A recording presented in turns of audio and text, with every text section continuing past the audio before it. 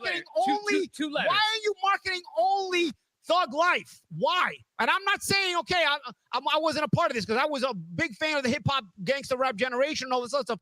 But as a 44-year-old, you start to realize the concept of the entire scope of things. Why are you not marketing guys like Shakur Stevenson more? Why are you marketing this guy who doesn't want any of the smoke? Shakur has wanted all the smoke. This guy doesn't want any of the smoke. Even if the smoke is over there, not only does he not go in the room, he doesn't even want to be near it. You know what I mean? So, and then God forbid he accidentally enters the room where there was smoke and he didn't expect, like the Lamont Roach fight. He's running out of there. He's taking knees and everything. So what are we doing here? This does nothing for the sport. Ultimately, it's not really a personal thing against these kind of people, these kind of individuals.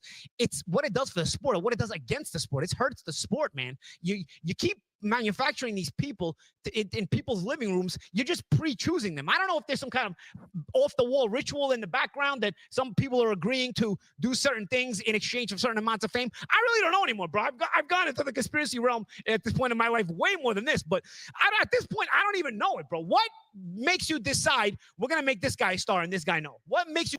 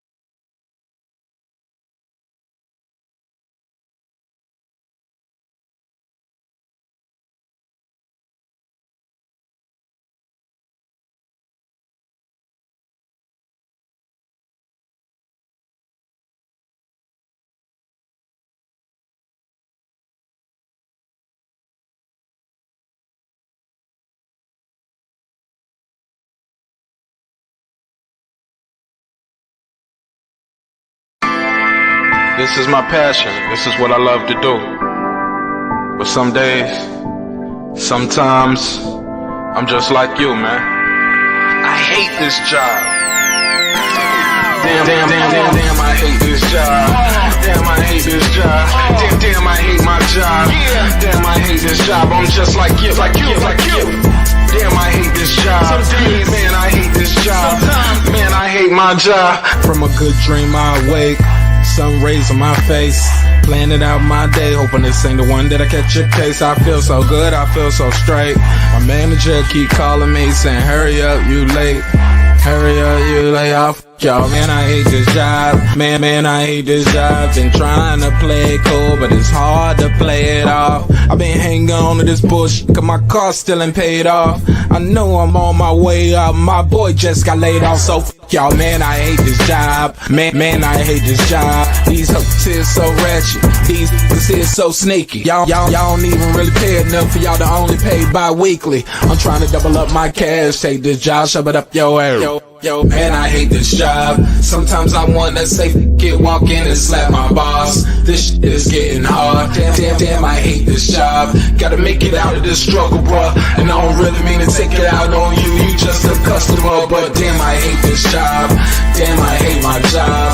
Damn, I hate this job. Damn, I hate my job. Damn, I hate this job. Damn, I hate this job. Damn, I hate my job. Damn, I hate this job. We're the reason why your stockholders always stay afloat. Yet I'm asking, are they hiring? Like everywhere I go, schedule will say 9, but I think it's fine if I clock in at 9:04. I work 40 hours a week plus overtime just to be bro. So f y'all, man, I hate this job. Hate that I applied. So much has transpired since the day that I was high. Told me I could advance, but you people telling me lies. Gotta give your notice before I quit, but you don't say shit right before I'm fired. Damn, man, I hate this job. Sometimes I wanna say, get walk in and slap my boss. This shit is getting hard. Damn, I hate this job. Gotta make it out of this struggle, bruh. And I don't really mean to take it out on you. You just a customer, but damn, I hate this job. Damn, I hate my job. Damn, I hate this job. Damn, I hate my job. Damn, I hate this job. Damn, I hate this job. Damn, I hate my job. Damn, I hate this job. You and your procedures. You and your protocol. You and your policies. None of that shit don't apply to me. You and your quotas. You and your standards. You and your 2 sick days a year. Y'all niggas bananas. Wonder why the postman's posted with hammers. Going postal with Popo on camera. His wage got him enraged. Stressed out, it's hard to maintain. He flips the middle, grabs his. He said, if you don't get the picture, I quit, you ain't shit, mother. Man, I hate this job. Sometimes I wanna say, get walk in and slap my boss. This shit is getting hard. Damn, I hate this job. Gotta make it out of this struggle, bruh. And I don't really mean to take it out on you. You just a customer, but damn, I hate this job. Damn, I hate my job. Damn, I hate this job. Damn, I hate my job. Damn, I hate this job. Damn, I hate this job. Damn, I hate my job. Damn, I hate this job. Look, man, I hate this job. I put my pants on one leg at a time, just like you. I'm out here trying to take care of my family. Damn, I hate this job. It's not always glamorous, for real. But I do what I gotta do for me and mine, you know? Damn, I hate this job. Damn, I hate my job. Damn, I hate this job. Damn, I hate my job. Damn, I hate this job. Damn, I hate this job. Damn, I hate my job. Damn, I hate this job. Damn, I hate this job. Damn, I hate this job. Damn, I hate my job. Damn, I hate this job. I'm just like you, nigga. Damn, I hate this job. Man, I hate this job. Man, I hate my job.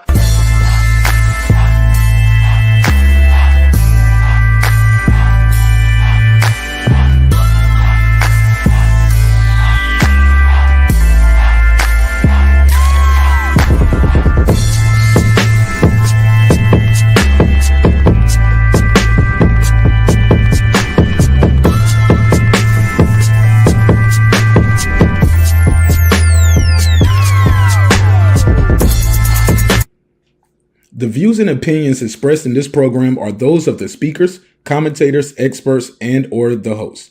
They do not explicitly nor necessarily reflect nor represent the channel's policy or the views held by the channel or broadcaster.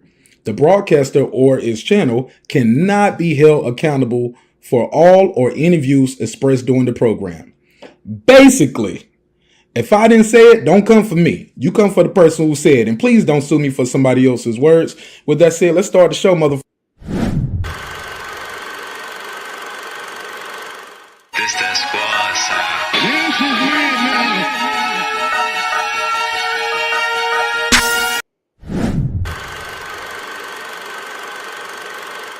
This that squad sound.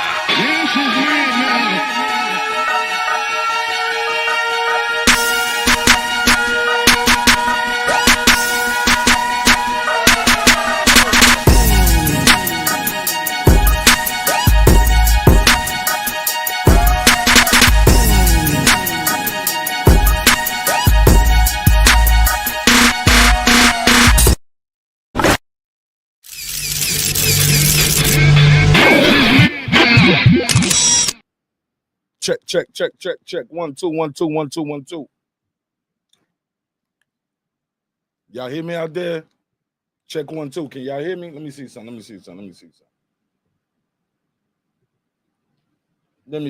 Lisa Bells, y'all let me know if y'all can hear me, yo. Hold on 1 second. Turn on this, switch that.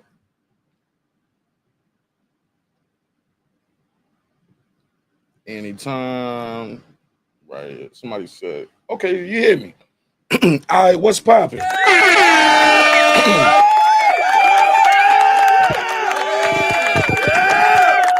Man, a week is a long time not to do a live stream when you used to do one a day, sometimes 2 a day.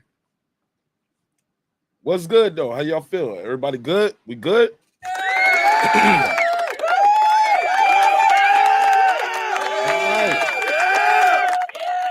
gonna get these phone lines together. Hold on, let me plug my phone line in, because we're gonna have to take some damn phone calls tonight. Hold on. Telling me my fingerprint don't match. There we go. All right. Excuse me. All right, so we're gonna talk about this fight between Jake Paul and Tank Davis. I don't hear the music over here. Hold on one second, man. Hold on, man. So y'all can hear me. What's up, Lisa? Hold on, man. I can't hear the music in the background. Check. Bear with me one quick second. Let me see something. Yeah, I didn't do a test run before I started. I just jumped right in. Just jump right on in. Okay, so the music is playing. All right, so it is playing. Let me turn that off in the background. So the music is playing in the background. I just can't hear it, and it's bothering me now. So hold on one second. Let me hit the refresh button real quick. 1 second.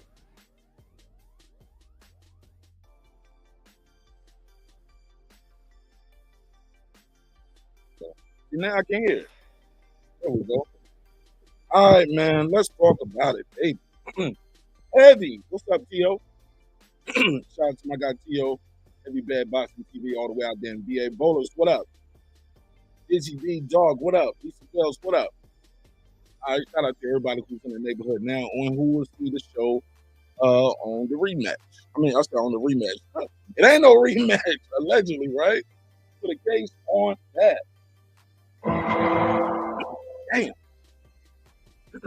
All right, so let me, before I get into all the things about the rematch, because I keep saying the rematch. I guess y'all can tell what's on my mind. I lost $20 to my boy Brian Norman, man. Not Brian Norman Jr., not the WBO world champ. His pops, Brian Norman Sr., man. Senior and I had a $20 bet, man, that St. Davidson was not going to have this rematch immediately with Lamont Roach. Excuse me. And I said, yeah, he is. He said, no, it's not. He said, I ain't gonna badmouth Tank because, he didn't give my boy his props, so I respect that, so I'm gonna leave him alone. But, man, he was like, nah, I just don't see it happening. And me and my big mouth, I was like, I got a dub on it. I can't remember if he said, let's bet. Well, I said, let's bet. He one of the few people I still bet with, other than like Puro. I still bet with Puro, so more. For the most part, I like to bet with people.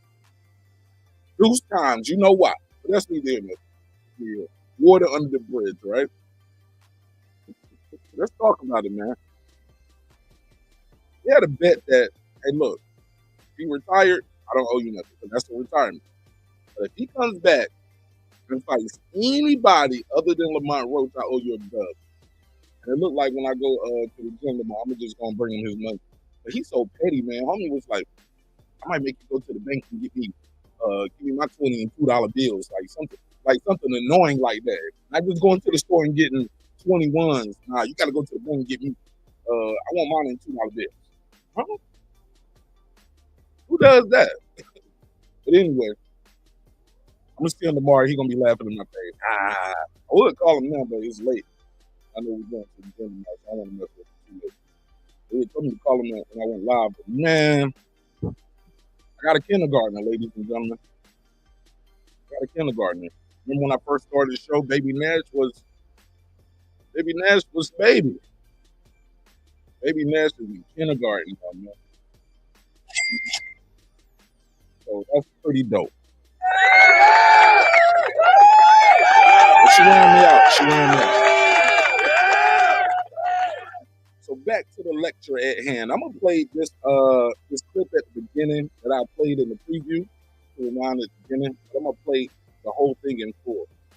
And he was talking about he being Paulie Malignaggi. He was like, yo, they build these guys up. He was like, at first he was like, look at this shoe, look at his Nike.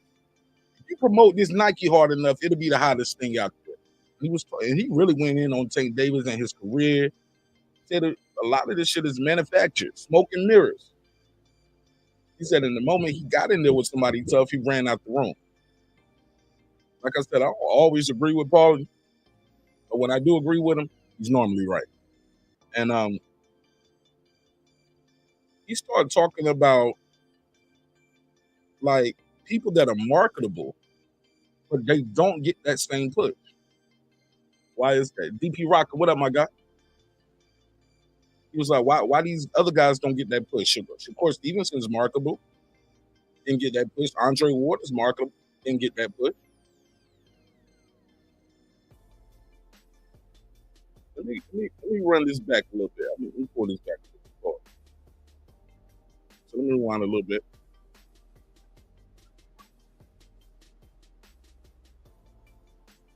Oh man, he goes in for about 2 minutes. I'm gonna play it. Let me go back because he was like, yo, it's the thug life. Hold on, let me talk.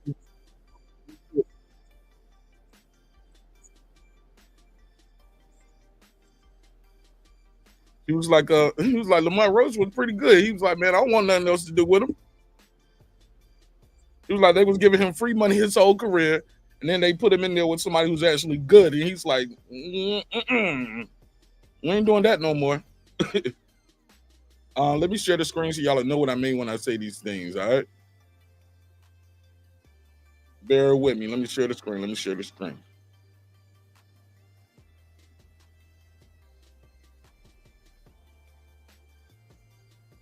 They knew they didn't want to fight anybody who was a risk. There's a reason he's ducking the Lamont Roach rematch now. Because now you realize, wow, this guy is a threat.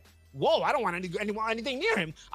I've stayed away from guys like this my whole career. What am I going to start fighting them now? They've given me free money my whole career to get away from the threats. I'm going to start fighting them now? Hell no. This guy was good. I don't want nothing to do with him. Let's go with the Jake Paul route, which is, again, mostly win-win for him. It's more win-win for Jake, but it's mostly win-win for him. Right. So what does Gervonta Davis? Hold on. I gotta respond. That's what I want, Chris. Go ahead. I didn't even get to talk. Please. So. Oh yeah, because Paulie was livid all through this shit. Every time Chris Algieri started talking, Paulie cut him right off. He's gonna cut him off again right now. Watch this. What has he done for the sport? I mean, manufactured or not, he went out there and he performed and he got knockouts and people tuned in. Boxing fans tuned in. And you can talk about... And yes, some were boxing fans, but some were casual fans. It's a lot of casuals. And I will say that's who benefits the most from this. A lot of casual fans benefit from this. The Jake Paul casual fans, and so are the Tank Davis ones. Dizzy said Jake Paul has more to lose because if he lost, he then probably won't get the AJ fight. But he already got a loss on his record. He lost to what's the dude? Huey Fury? Was it Huey? Tommy Fury? Tommy? I think he lost to Tommy Fury. He already got a loss. That shoe fighting that shoe. They're not boxing fans. Gervonta Davis sold pay-per-views to boxing fans. And he got boxing fans to come to fights. Market anybody. Here we go. And this is what he was like. He got boxing fans to come. And that's when Paulie's going to say, man, you could market this damn Nike. And then from there, he's going to go into thug life. And I know some people see the title and they were like, oh, he said something racist, surprise. No, he's not. He's actually not going to say it in a racist way. I don't think he's meant it as a racist way. But he has a point. Like, why? And he actually said, why the black guys that y'all push up gotta be like this? And why does it have to be the black guys that y'all push that is usually the ones who acting kind of ignorant, I would say. Let's continue. Desperately needed. They marketed him that way. You can market anybody. You can market it that way. You can market it that way. And champ, you should know better because you and I were very marketable and never got any marketing except as opponents for high-level fighters. And you should know. I would say that too. Paulie Malignaggi, he could talk. He used to have the funny color hair. You know, wild dude from New York, the Italian style life type dude. He could speak well. He knew his boxing. Even now, that's why he can always have a career somewhere talking. Somebody gonna pay Paulie to talk somewhere because he's good at that. Chris Algieri, his story is crazy. Like him being a college grad, I think he was trained doing nutrition. I think he's a nutritionist, right? Or he was a school teacher at one point. I forgot. But regardless, you know, that's something you can promote and market well through the sport, right? Then push it. Then push and promote that. Fast forward. Matter of fact, I'll let him say it. Let's play it. They talk about great white hypes and all this other stuff. No, that's absolutely not true. They manufacture what they want to manufacture. Shakur Stevenson can be marketable. He's not ghetto enough. Andre Ward was very marketable. Yeah. Oh, that's gonna make him mad, Paulie. Don't tell the truth. Cause it's kind of true. He's not ghetto enough. And once he started being a little more ratchet, a little more crazy, a little ghetto, guess what happens? More people start watching him. Shakur gets more, like, it's like he had to become the villain. He was just smiling all the time, just happy to be here. People didn't like him. When he was like, had the Latino girlfriend and he didn't even want to beat up her brother that bad, but he was like, man, I got to get this title. But damn, people didn't like him. Once he started talking this shit, people start hating him, but they start watching him just to see him lose. Somebody said, I think he should go and do a rematch with Tommy to get his to get back that fight. Makes more sense. I think they were supposed to do that a while back, but nobody really has an interest in it no more. And his stock don't drop so much. And since then, Jake Paul don't went on to fight Mike Tyson and everything. But I don't think he cares. I don't think people care too much about that. Let's play some more of this though. Let's play some more of this.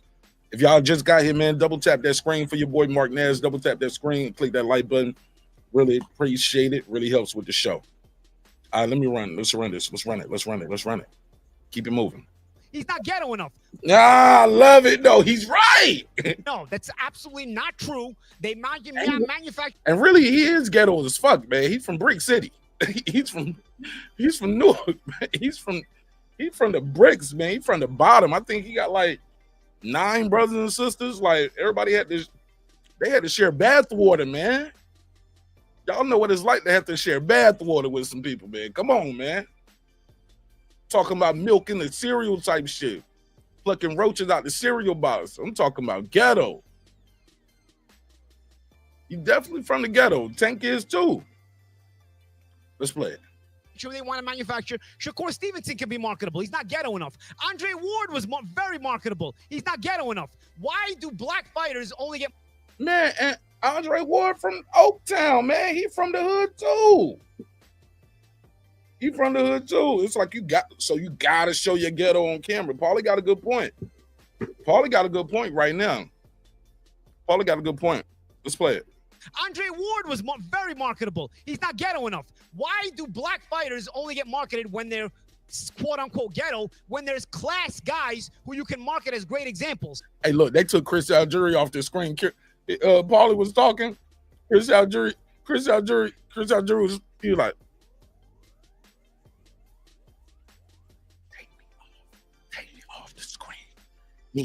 Take me off the screen. Chris Algieri didn't want to be on none of that shit right there. Dead ass. Let's go. Shakur Stevenson, he's not ghetto enough. Why do black fighters only get marketed when they're quote unquote ghetto, when there's class guys who you can market as great examples? Shakur Stevenson, Andre Ward, so on and so forth. Yeah, I'm gonna say it. Yeah, I'm saying it. People complain because I'm too real, and I'm gonna be honest. Yo, somebody must have looked at him off camera, bro. He was like, yeah, I'm gonna say it. Yeah, I'm gonna say it. Fuck it. What you gonna do? Not put me in the Hall of Fame? Like, I mean, what, gonna take back my titles I won?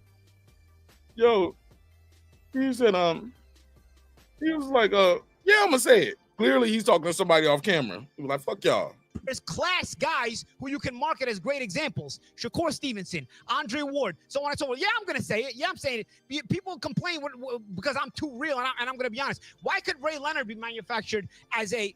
I don't even want to use the word manufactured because Ray Leonard actually was legit. Great fighter. But Ray Leonard promoted as the class guy, and it worked. Why could you do it back then, but now you can't do it? Andre Ward was gold medalist the same way, class, could speak, mature, poised, could fight his ass off. Why didn't you market him the way you marketed Ray Leonard? What happened between 1976 and 2004? Why are you marketing only? Why are you marketing only Thug Life? Why? And I'm not saying, okay, I wasn't a part of this because I was a big fan of the hip-hop gangster rap generation and all this other stuff. But as a 44-year-old, you start to realize the concept of the entire scope of things. Why are you not marketing guys like Shakur Stevenson more? Why are you marketing this guy who doesn't want any of the smoke? Shakur has wanted all the smoke. This guy doesn't want any of the smoke. Even if the smoke is over there, not only does he not go in the room, he doesn't even want to be near it. You know what I mean? So, and then God forbid he accidentally enters the room where there was smoke and he didn't expect, like the Lamont Roach fight. He's running out of there. He's taking knees and everything. So what are we doing here? This does nothing for the sport. Ultimately, it's not really a personal thing against these kind of people, these kind of individuals. It's what it does for the sport or what it does against the sport. It hurts the sport, man. You keep manufacturing these people in people's living rooms. You're just pre-choosing them. I don't know if there's some kind of off-the-wall ritual in the background that some people are agreeing to do certain things in exchange for certain amounts of fame. I really don't know anymore, bro. I've gone into the conspiracy realm at this point in my life way more than this, but at this point, I don't even know it, bro. What makes you decide we're going to make this guy a star and this guy no? What makes you decide at this point when both can fight? Because you give that career arc, that career resume to Shakur Stevenson the same as you did to Gervonta Davis. Shakur would have beat every single one of the opponents that Gervonta has beaten, but much easier, much less competitively. Chris, therein lies the problem. So one thing I'm going to say is, Paulie's not going to say no Diddy in terms of the conspiracy that's going on. But in terms of you mentioned those fantastic guys who are classy as hell. Andre Ward, Shakur Stevenson, Sugar Ray Leonard. You know what the difference is, Paulie? Say it. Knockouts, dude. Knockouts. People like knockouts. They don't care if you're knocking out cab drivers. Look at Jake Paul's career. You can manufacture that though. You can manufacture. You can't manufacture. To a degree, you can. To a degree. I mean, you can't. Yeah, Gervonta legitimately cannot get knockouts. I agree. He can punch, but there's a lot of limited knockout artists though, man. He's one of the least active punchers in the game with the highest knockout percentage of current heavyweight. But if he was a real knockout artist, if he was a real knockout artist, prop him up against the best of the best. Felix Trinidad was a knockout artist. He was knocking out the best of the best. If you're a real knockout artist, prop him up against the best and show us how he smokes them. But the way we did when Felix Trinidad was doing it. You know, the way they did when Mike Tyson was doing it in his prime. Okay, say what you want about the Mike Tyson era. He knocked out everyone from 1986 to 1989. Everyone got knocked out. Everyone. Well, by your standard, you could say that Tyson was to a degree manufactured. No, because everyone that was there, everyone that was there at that time fought. Teddy Atlas will 100% agree with this. With the expense of Witherspoon. We're afraid of with the exception of Witherspoon. No, but they all doesn't matter. He knocked them all out. There was nobody you could say in that era except maybe Witherspoon, who I contracted. The same thing about who I contract issues with King at the time. Except for Witherspoon, there is nobody Tyson didn't fight in that era. He knocked them all out. You can't say like, oh, but if he would have fought that guy, I don't know. No, with Davis, there's guys right now that have been hanging around for years. Yo, dude, when are you gonna fight them? The lightweight division was stacked with talent. Even at 130, it had a lot of talent when he was there. Didn't fight almost any of them. So it's not the same thing as the Tyson era. You want to say anything about Tyson era? Fine. It wasn't as high level or something. He still knocked out everyone. There was nobody there in that era that you could say Tyson didn't fight. Didn't say it was related. It was the same as the Tyson era. Didn't say it at all. I was actually going to say the opposite when you talk about Trinidad. Trinidad is a bona fide superstar. And the way that he was, and like you said, he fought him everybody. Up and he knocked out. And he was a knockout punches. No, of course. So that's a different thing. So was Sugar Ray Leonard. Now, you also have to compare it to your contemporaries. Nobody is selling, dude. Nobody is selling. No one sells tickets. No one has a following these days. There's very few fighters who actually sell tickets. There's a push, bro. I was at Canelo Showtime. Alvarez. I was at Showtime. Watch this. Now, he's gonna make it. He said Canelo Alvarez. He's naming them, but he's gonna talk about how Canelo was manufactured. He was like, "Yo, I was at Showtime, and we was talking about the next opponent for Mayweather, and they was like, what about this guy? Hey, Just Jay, what up, baby? What's popping with you?" They was like, what's up with this guy Canelo? Maybe him. And he was like, I was working at Showtime during that era, and I was like, who the hell is Saul? They wasn't even calling him Canelo then. He was like, he was just calling him Saul. He was like, why are you propping this guy up? And eventually he got the Mayweather fight. Somebody said, how do you think the fight will turn out? Do you think Jake Paul has a chance with Tank? It's an exhibition. He's gonna Tank Davis fights at 135 pounds. Jake Paul last fight was at 200 pounds, bro.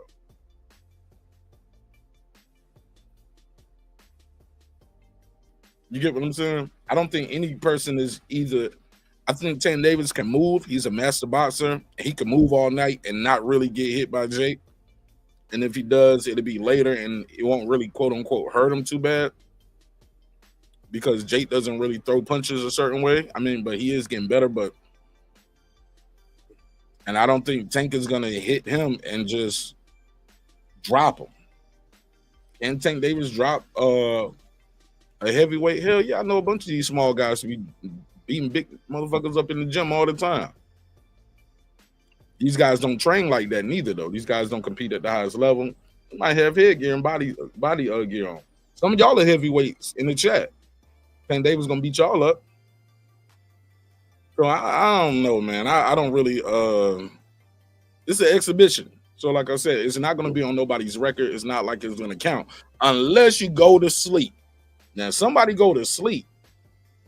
That's one thing. But I think Jake Paul has good conditioning, especially compared to his brother. He's a better fighter than his brother, more conditioning. I think he takes it a lot more serious than Logan. So I don't think Tank Davis is gonna just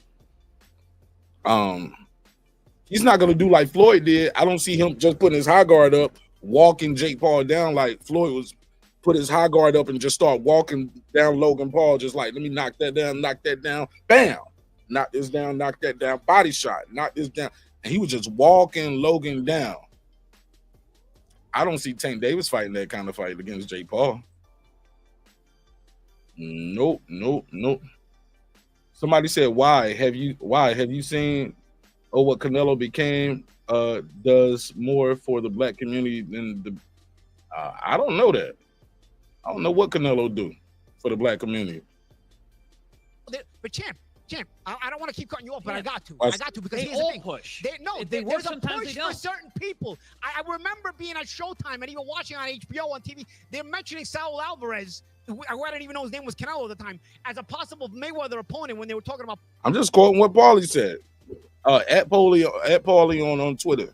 Alvarez, who I didn't even know his name was Canelo at the time, as a possible Mayweather opponent when they were talking about possible Mayweather opponents. I'm like, I knew who the rest of the guys on the list were. Who the hell's this guy? Who's Saul Alvarez? That he's going on, that you're putting him in a list with all these other guys that you were bona fide champions and high-level fighters.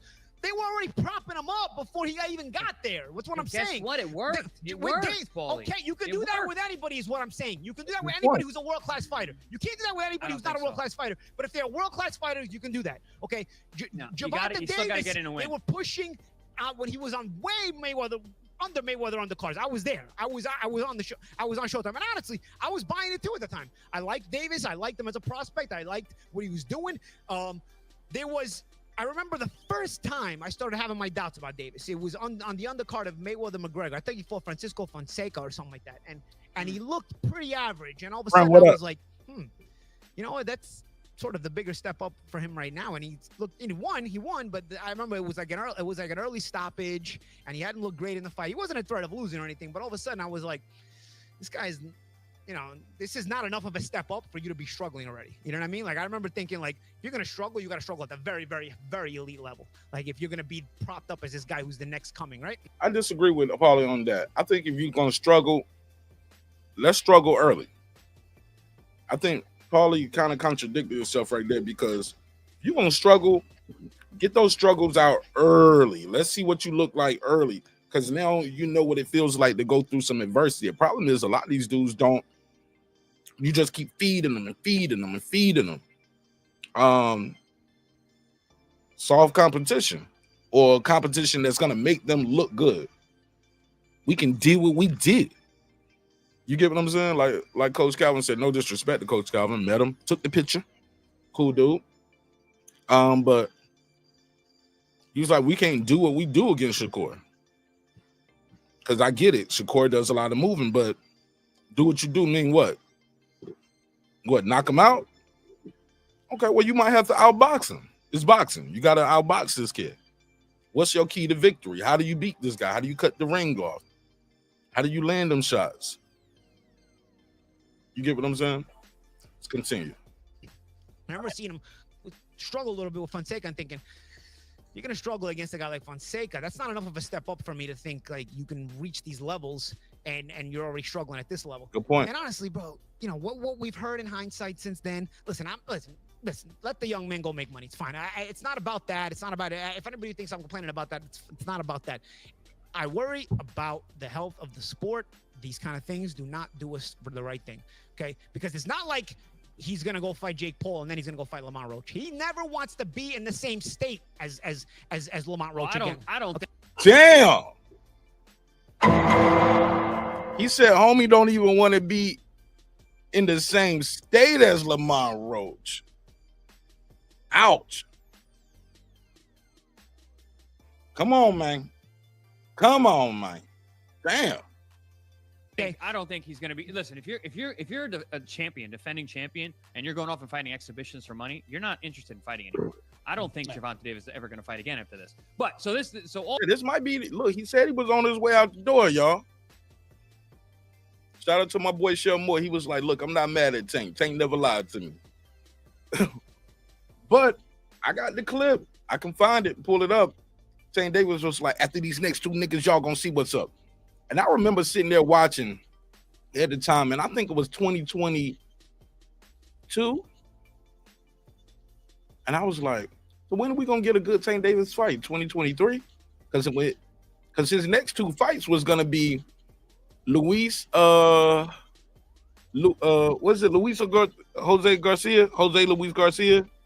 I know he was fighting two Garcias back to back. And then, so it was Luis Garcia's, I want to say then Ryan Garcia. And I was like, if he's going to fight these two guys, that's his two fights for the year. Because guys only fighting once or twice a year. You get what I'm saying? Homie Brian Norman about to have his third fight this year, though. You know what I'm saying? Norman gang. Bang. But that's a rarity. When you have a active world champion fighting 3 times in a year, that don't really happen too much. But when you stopping guys in the 3rd and the 5th round, shit, he like, I still feel good. Line them up, boss. Shout out to my boy Brian Norman Jr. I'm being camped with him tomorrow. In the Norman game, man. Getting some good conversation in, get some footage in, little interviews. Something light. But let's keep it focused. Let's keep it where we was at with it.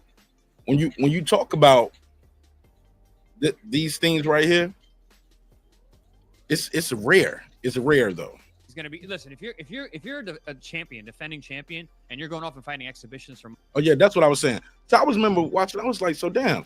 Tank Davis can't say it's 2022. Wait till 2024 and see what I do, or it's 2023. Wait what I do in 2025. Because people will lose their mind. But when he say after these next two niggas, y'all gonna see what's up. The next two niggas, I was like, oh, that's a whole calendar year in fighting. And we in like November, December now. So that means you're gonna fight somebody twice next year. And then we gotta, it's like skip a year. Bronze, what up, my G? Brim, what up? Let's play some more of this. Money, you're not interested in fighting anymore. I don't think Gervonta Davis is ever going to fight again after this. But so all the points that you were making in terms of, you know, what Gervonta is, he's built up, he's this and that. You must like this fight then, because you got two guys who are built up, who are selling tickets to non-boxing fans. No, I don't like the built up. I don't like the built up. I like organic boxing. I'm just saying what. Nothing is really organic like that though. Only thing is organic like that is when what I'm gonna tell you I'm gonna tell you what was organic. Organic is Big Baby popping dirty AJ's in New York and he need a fight. Okay, let's slide Andy Ruiz in there, and Andy Ruiz get an upset. That's organic, because he wasn't supposed to be there. You get what I'm saying? Stuff like that is organic. Hate to keep bringing it up again. My boy Brian Norman Jr. You know what I mean? That's organic. Get signed to Top Rank because he got a bunch of knockouts. Flashy. Boom. As soon as he gets signed, got an injured hand. Doesn't have the best look. Still wins the fight. Not a knockout. Gets another fight. It breaks the other hand. Still goes through with the fight, still wins, but not spectacular. Fight Quentin Randall, 2 healthy hands. Quentin Randall, shout out to my homie Q. He's a good dude. But Quentin Randall didn't really want to engage that fight. You get what I'm saying? For lack of better words, I'm going to say it. He ran most of that fight. He tried to jab and grab. B was just too much, too strong, too fast, too young, too powerful, too quick. He was too much of everything. And that wasn't the best Quentin Randall. But even still, that wasn't the best Brian Norman, but he still won that fight and won pretty much every round. Won damn near every round against Quentin Randall. Y'all feel me? So when you have a situation where you got a guy like Tank, where the bar is set so high, and during his championship run, he's fighting Jake Paul. But if you're gonna have two, so it's this kind of is organic. You get what I'm saying? It's like I gotta agree with Chris Algieri right here. This is a collision course. So a lot of people been saying Tank ain't fighting nobody. People saying Jake Paul ain't fighting nobody. Man, they fighting each other. Look what y'all did. Look what y'all made them do. Look what you made them do. Who are selling tickets to non-boxing fans? No, I that don't, are going to sell out I don't arenas. like the built-up. I don't like the built-up. I like organic boxing. But- I'm just but- saying but- what they but if prop you're it gonna up have as selling. If you're gonna have 2 built-up guys, they should fight each other, right? I mean, by what you're saying, I'm not saying that you like the build-up, but if you got 2 guys that are built up, and you're saying Gervonta Davis is built up, obviously Jake Paul's built up. I'm Why not saying fight each no. other? I'm saying you should build up the correct guys. You should let them organically rise to the Ollie, top. it's The not cream, that the easy, cream should dude. You rise to still the gotta top win. organically. Look at Tim Zhu. Look at Tim Zhu. Yeah. Huge push behind him. Huge push behind him. They were getting ready. This was going to be the guy. He dropped the ball. Bro, his level of happens all the opposition time, is Paul. better than Gervonta Davis' whole career arc, even right now. Oh wow. Tim Zhu, Okay, who well, his level of opposition, his position has already surpassed what Gervonta Davis has fought. Facts. So you can't say drop the ball. What drops the ball is no, you get exposed maybe as okay, maybe you weren't as good. If you fight enough top guys, I'm telling you, hold up. Zhu's a quality fighter. But you know, Okay, and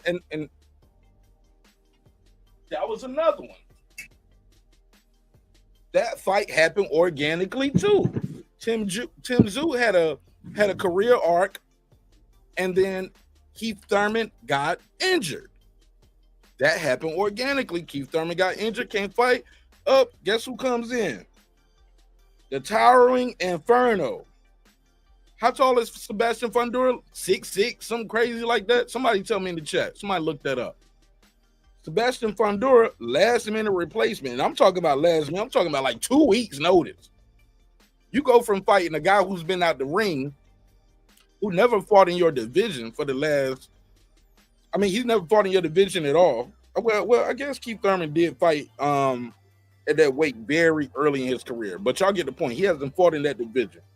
So you about to fight Keith Thurman, who never really did nothing of substance in 154. You go from about to fight him, he gets injured, pulls out the fight, and then you about to fight a guy who's a southpaw, and he's like 6'6". Come on, bro. Come on, man. Y'all always get mad at me because I be telling fighters, don't take that fight.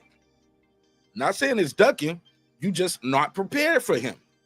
You was preparing for Keith Thurman. You was not preparing for a 6'6" southpaw. Devin Haney. Hey, look, the guy missed the weight. Missed the weight. Don't do that. Pull out. Put all the blame on Ryan. See how that worked with Keyshawn Davis? Y'all know I like Keyshawn Davis. But Keyshawn Davis thought he can run that play. That fighter and his promoter said, we're not making the fight. We pulling out, and all the blame went on who? The guy who missed the weight. That's how that works. The blame is going to go to the guy who failed to make the weight. So I'm a big fan of telling guys, nah, if they don't do what they supposed to do, you ain't got to take that fight. And they better still pay you too. They better still pay you. So yeah, but that was another one that came or that happened organically. Nobody was expecting Fondor. And look, and even then, the cut. Tim Tszyu got cut. Boom. Okay.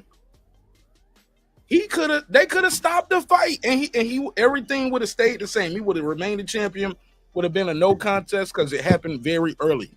Happened before the 4th round. However, the pride comes before the fall, ladies and gentlemen. And they were just like, all right, well, we already heard him early in the fight. So that means we're gonna win the fight. We're probably gonna knock him out. They got their scouting reports wrong. They thought homie was soft in the middle. And it was anything but. He was bloody, you was bloody, but you took the worst of it. And you had never been cut before. Not like that. And it was bad. It was bad. Then your next fight, y'all step all the way up. Because Muratolovic had a bad outing because he fought during Ramadan. He still did what he did, but with you, bulldozer. It ain't no Ramadan right now. It was a bulldozer.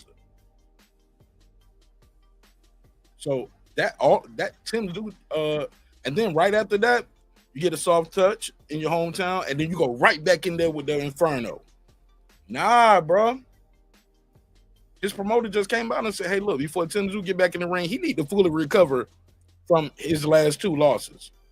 That means he hadn't really recovered from the Muratolovic fight, which is what I told you. I said the first time he get touched in there, he gonna see the ghost of Muratolovic. Y'all will see. It's gonna happen on the 22nd too. Calling it now. We found out, okay, you can't hack it at a certain level. Davis isn't gonna hack it at that level either, guys. I got news for you. They just kept him away from that level. I'm gonna push back on that too again, because Fedor is Fedor really that guy? I mean, he's proving to be. And honestly, the Montezalia fight didn't help him either. Not, you forgetting against the Montezalia fight. That was. That's what I'm saying. Like, you don't let anything arrive organically. Yeah. How does Montezalia not get a date? You know what I mean? We talked about this yesterday. How does Montezalia, who's a monster in that weight class, again, you're not letting it organically arise. This is not a sport, bro. This is a sideshow circus that we're turning into over here. And I gotta see you talking about it. Go ahead, Jim. You know, what I'm curious about, and I really want to ask you this, Chris, because we were discussing this off air before this show even started. His charges of domestic violence dropped because his girlfriend basically failed to make a statement to police. This is a guy who claimed to have turned things around after. Well, this had nothing to do with it because basically they're gonna go into like, let's cash him out. It's like maybe the people involved saying, hey, look, this guy's gonna keep getting in trouble, and he's gonna get himself in something that we ain't gonna be able to get him out of.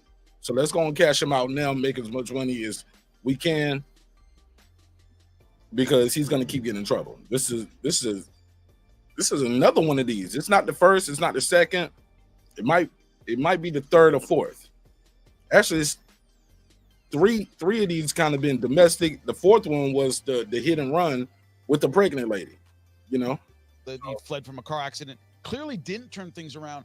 Chris, how much does the look? He's going to be in trouble anyway. We got to cash him out while we can. How much do you think his out of ring troubles may have contributed to this decision? You get what I'm saying? Where he's going to be in trouble. We don't know. As you said, phone lines are open too. 404-692-1766. Let me pin that at the top. Phone lines are open. He doesn't want to fight anymore, but this idea of he's also been in trouble again recently. Hey, let's take the big money fight and cash this guy out before he does something that he's going to do some serious time or there's another big mistake. What's your thought?